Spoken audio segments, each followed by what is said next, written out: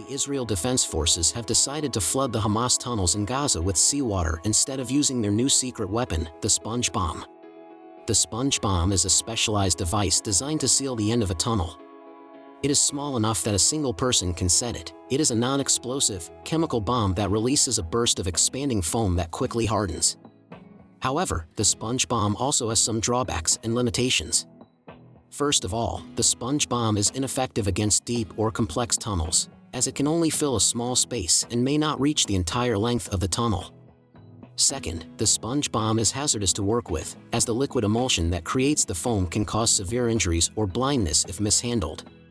Some Israeli soldiers reportedly lost their eyesight during the initial testing of the sponge bombs. Therefore, the IDF has opted to use a different strategy to deal with the Hamas tunnels, flooding them with seawater. According to the Wall Street Journal, Israel has assembled a large system of pumps that may be used to flood tunnels used by Hamas under the Gaza Strip in a bid to drive out fighters. The IDF has already flooded the tunnels, which caused havoc for the Hamas fighters, making them to abandon the tunnels for the safe grounds above, with some taking cover in the nearby abandoned buildings, as reported by the TBN reporter on YouTube. Flooding the tunnels with seawater has several advantages over using the sponge bomb.